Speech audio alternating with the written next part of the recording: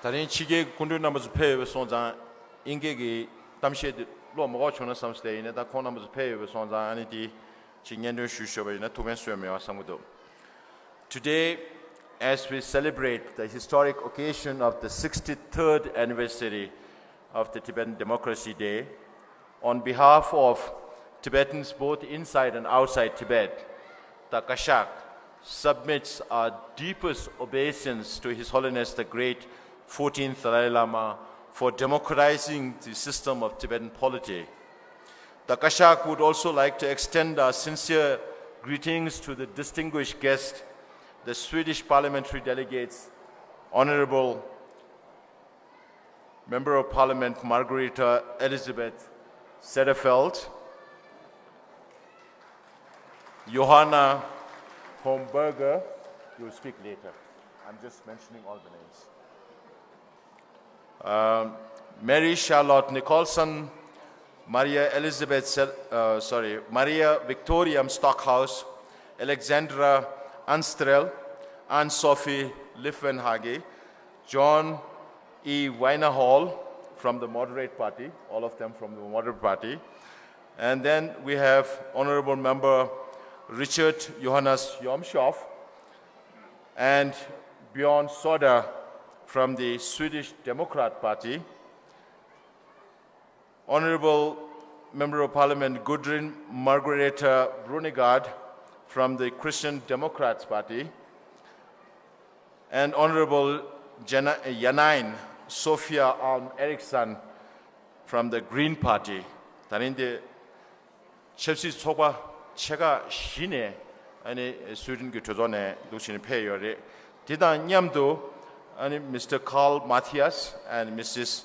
Christina Eva Maria Bjornstad of Swedish Tibet Committee, England, we would also like to extend a warm welcome to the delegates of the CDA's donor conference from different parts of the world. On this occasion, we would also like to send our hearty greetings to all Tibetans, both inside and outside Tibet, as well as to the supporters of Tibet and Tibetan people spread across the globe. The Kashak's last two statements issued on Democracy Day briefly touched upon how His Holiness the Dalai Lama instilled and conferred a culture of democracy among the Tibetan people over the years. These statements also provided a general overview of the development of the three pillars of democracy within the Tibetan administration. Today, we shall delve briefly into the phases of evolution of the constitutional history of Tibet. When we look back into the history of our legal system, we had the laws of 2 penalties and 5 approaches. We are talking about more than 2,200 years back in the history of Tibet. We had the laws of 2 penalties and 5 approaches during the reign of Nyati Zembo, the first king of Tibet. 10 divine virtues and 6 codes of conduct during Emperor Songtsen Gampo, and the 5 codes and 5 laws during the Tibetan imperial period. The period of disintegration of Tibet for 400 years witnessed some deterioration in our legal system. The reign of Sakya adopted the best practices of then prevailing Mongolian laws, followed by the 15 legal codes during the reign of Pamodrupa, the 16 legal codes during Debachangpa, and the 13 legal codes during the Gande Phorang. Thus, Tibet throughout its history had evolved its own national laws, religious laws, and laws governing human conduct. After coming into exile, His Holiness the Dalai Lama promulgated the Constitution in 1963, which initiated major reforms in the traditional administrative structure and introduced a system of check and balance amongst the 3 pillars of democratic governance. While upholding the core values of our traditional, temporal, and religious legal codes, such as compassion, justice, equality, nonviolence, and environmental consciousness, the Constitution also safeguarded the fundamental rights and freedoms of the people. Moreover, this Constitution laid the essential groundwork for the adoption of the Charter of the Tibetans in Exile in 1991 by the democratically elected members of the 11th Assembly of the Tibetan People's Deputies. From 1960 to 1990, before the adoption of the Charter of the Tibetans in Exile, the deputies served as members of both the Assembly and the Tibetan People's Deputies, as well as the Standing Committee of the National Assembly. Half-yearly and yearly work assembly meetings of both central and local civil servants, as well as representatives from all settlements, were convened by the Assembly of Tibetan People's Deputies to discuss and deliberate upon all issues concerning administration and public welfare. These meetings provided a platform for the representatives of people at the grassroots level to participate extensively in the decision-making process of the administration. Between 1972 and 74, the rules and regulations governing the functioning of the Election Commission, the Public Service Commission, and the Tibetan Freedom Movement were also formulated. A high-level national committee comprising of Kalons, that is ministers, members of parliament, and senior civil servants was formed to discuss and decide on important national matters.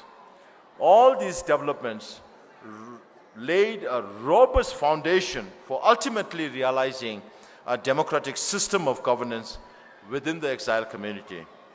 A special Tibetan People's Meeting was convened in Dharamsala from 11th to 17th May 1990, which was attended by 369 people, members of the Kashak, members of the parliament, senior civil servants, representatives of various Tibetan Buddhist traditions, Tibetan non-governmental organizations, people's representatives from various Tibetan settlements, and also representatives of the newly arrived Tibetans from Tibet participated in this meeting.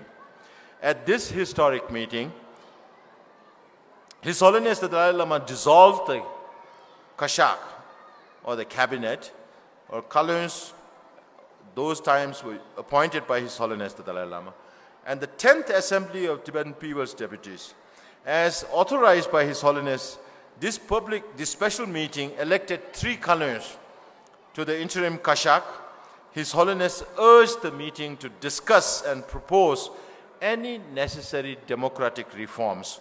Subsequently, 14 important resolutions were passed at the meeting, which paved the way for the establishment of a Tibetan Justice Commission and the expansion of the strength of the Tibetan Parliament to 10 members each from the 3 traditional regions of Tibet and 2 each from the 4 Buddhist traditions and the native Tibetan Bon religion, as well as 3 members nominated by His Holiness the Dalai Lama. Furthermore, a 5-member Constitution Drafting Committee was also constituted. Assuming its role as the Constituent Assembly, members of the 11th Tibetan Parliament and the Constitution Drafting Committee discussed and deliberated upon the draft charter on 30th May 1991. On 31st May, following the election of the officiating speaker and deputy speakers, the rules and regulation of parliamentary proceeding and conduct of business was adopted.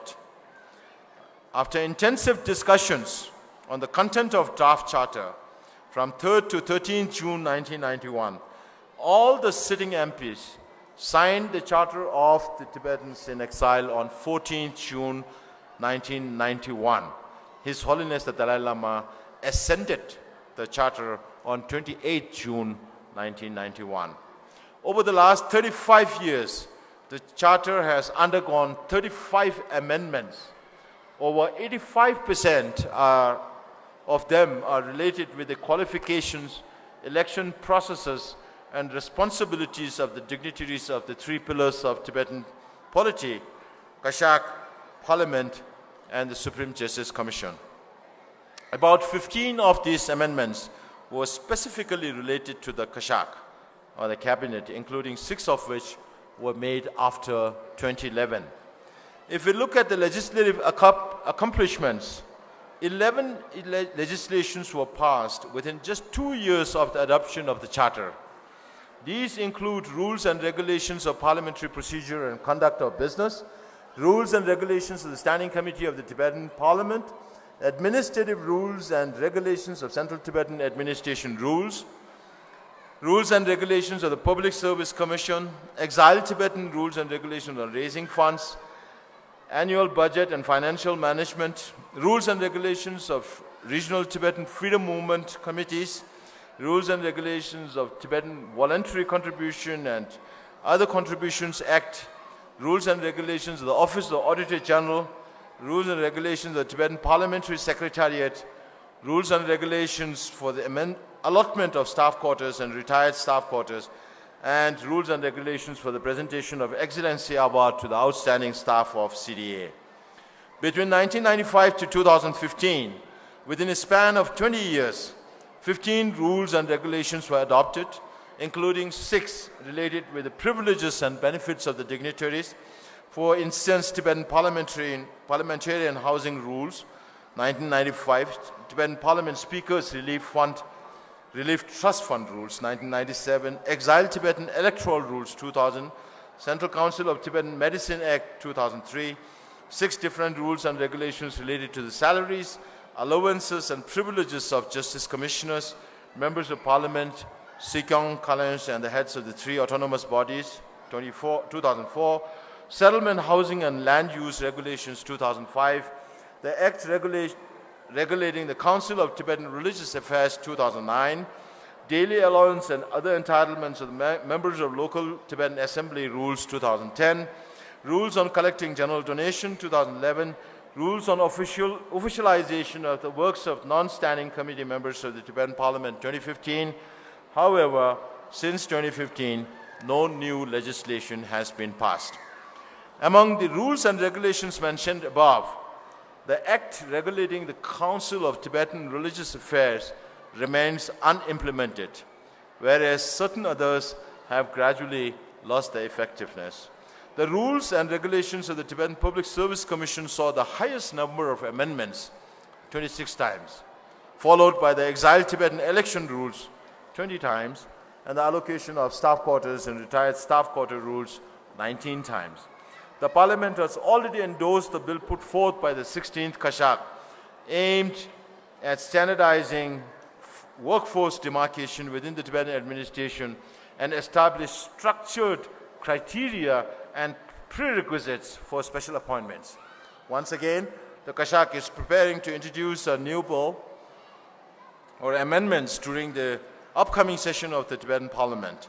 This proposed bill aims to introduce additional amendments to the rules and regulations of the Public Service Commission with the goal of enhancing the overall structure of the Tibetan workforce and fostering uniformity in their privileges and benefits.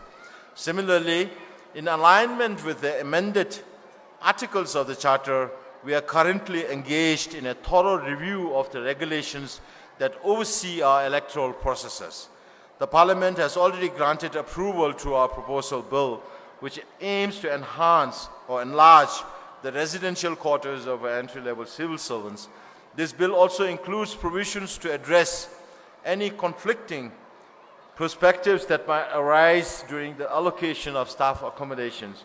To secure long-term sustainability of Tibetan settlements, the Kashak has initiated measures to enable the internal transfer of land and housing amongst Tibetans. Additionally, provisions have been provided for individuals residing abroad if they occupy their settlement residences for a minimum of 1 month. Within a 2-year period, they can retain their house and land rights and will not be required to relinquish them to the administration. In yet another advancement in our legal system, as per Article 67 of the Charter, which empowers the Tibetan Supreme Justice Commission to establish its own rules of procedures and codes of law, the Judiciary Code, Civil Procedure Code, and Evidence Code of the Tibet Supreme Justice Commission were formulated in 1996. In accordance with the provisions outlined in the Charter, additional regulations governing the operations of our Election Commission, Public Service Commission, and the Office of the Auditor General were developed. Similarly, the Kashak had also established a series of administrative rules and regulations. These rules and regulations are continuously undergoing revision to adapt to the evolving needs of the times. Furthermore, as per Article 82 of the Charter, which empowers the local Tibetan Assembly to create its own rules and regulations governing local activities, a total of 39 local assemblies have enacted their respective rules and regulations. These rules and regulations have established a strong legal groundwork for the administration and its financial management. The entitlements of dignitaries and civil servants, as well as the rights and liberties of the populace, these regulations have not only bolstered the effectiveness of all aspects of our democratic governance, but have also safeguarded the rights and freedoms of our people. In the guidelines for future Tibet's polity and basic features of its constitution, promulgated in 1992, His Holiness the Dalai Lama had stated that, I quote, "Personally, I have made up my mind that I will not play any role in the future government of Tibet, let alone seek the Dalai Lama's traditional political position in the government." Consequently, in 2011, His Holiness devolved all his political and administrative responsibilities to the elected leadership. Last year, on the Democracy Day, the Kashak appealed to constitute a Charter Review Committee, and finally, the Parliament's newly constituted Charter Review Committee has commenced its work. We, the Kashak, have also submitted our proposals. We earnestly hope that both the committee and the Parliament will give due consideration to the insights and opinions received extensively from the general population, including the civil servants of the Central Tibetan Administration. The Kasha upholds that the rule of law stands as a cornerstone in guaranteeing equality and justice, which are the embodiment of democratic values.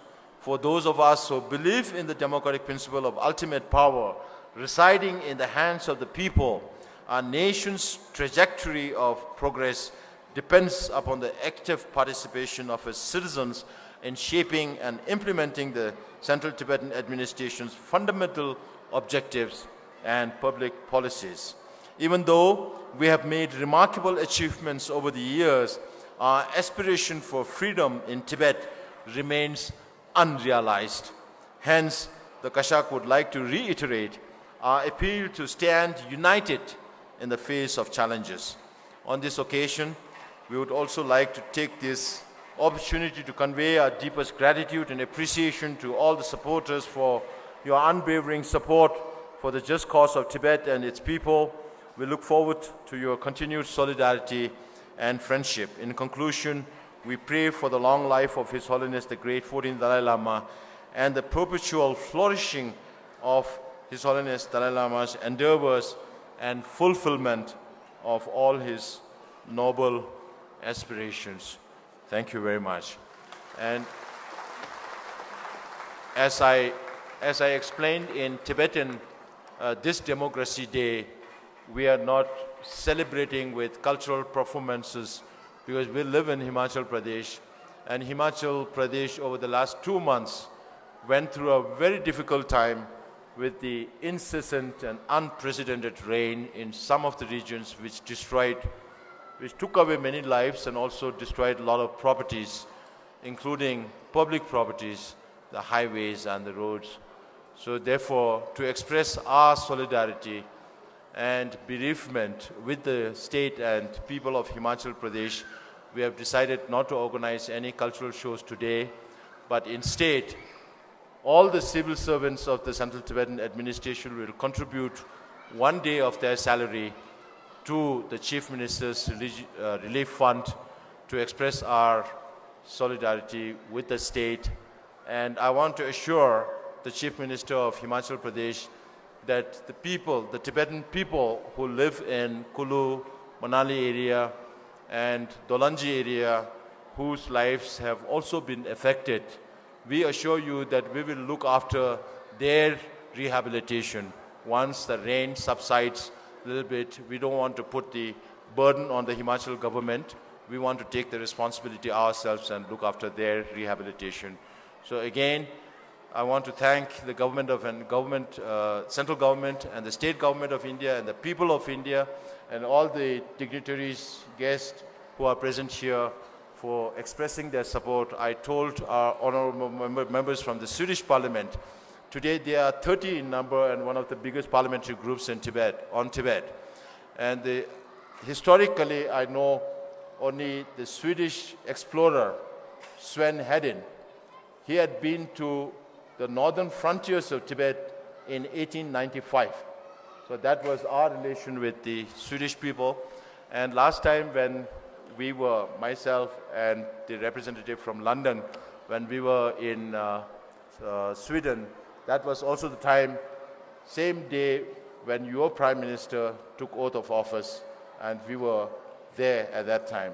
So I'm looking forward to more concerted and cooperative effort working with the Swedish parliamentarians, and we will have more meetings and discussions that will follow after this official function.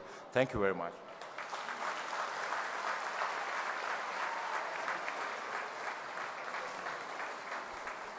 고모토지 나